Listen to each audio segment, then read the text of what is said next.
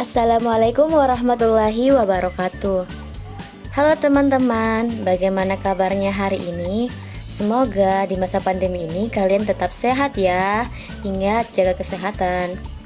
Nah teman-teman, hari ini saya ingin menjelaskan sedikit mengenai kelainan sistem saraf dan otak. Apa saja sih kelainan sistem saraf dan otak?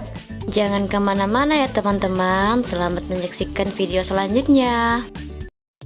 Bagian 12, kelainan sistem saraf dan otak.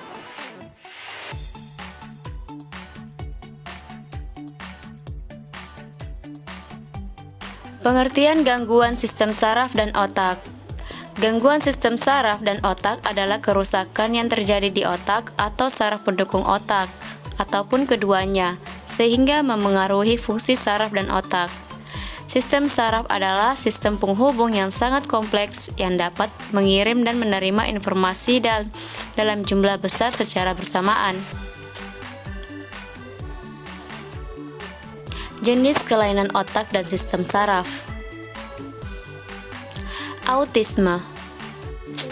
Gangguan perkembangan otak yang memengaruhi kemampuan penderita dalam berkomunikasi dan berinteraksi dengan orang lain. Di samping itu, autisme juga menyebabkan gangguan perilaku dan membatasi minat penderitanya. Migrain.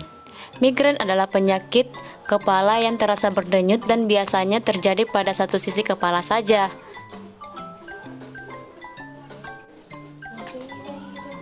Vertigo. Vertigo adalah kondisi yang membuat penderitanya mengalami pusing sampai merasa dirinya atau sekelilingnya berputar. Epilepsi. Penyakit epilepsi atau AYAN adalah gangguan sistem saraf pusat akibat pola aktivitas listrik otak yang tidak normal.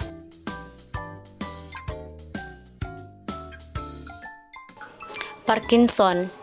Penyakit Parkinson adalah penyakit saraf yang memburuk secara bertahap dan memengaruhi bagian otak yang berfungsi mengordinasikan gerakan tubuh. Akibatnya penderita kesulitan mengatur gerakan tubuhnya, termasuk saat berbicara, berjalan, dan menulis.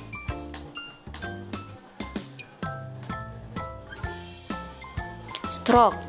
Stroke adalah kondisi yang terjadi ketika pasokan darah ke otak terganggu atau berkurang akibat penyumbatan atau pecahnya pembuluh darah.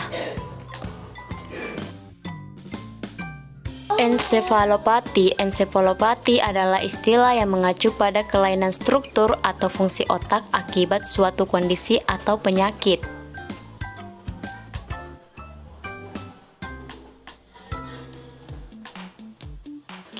Aneurisma. Aneurisma otak adalah pembesaran atau penonjolan pembuluh darah otak akibat melemahnya dinding pembuluh darah.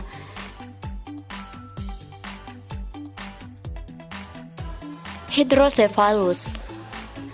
Hidrosefalus adalah penumpukan cairan di rongga otak sehingga meningkatkan tekanan pada otak.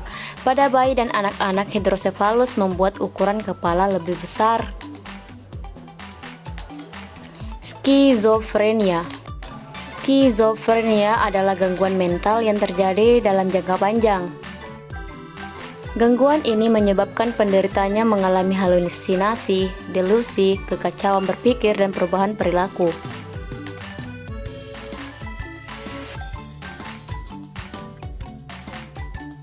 Cerebral palsy. Cerebral palsy atau lumpuh otak adalah penyakit yang menyebabkan gangguan pada gerakan dan koordinasi tubuh.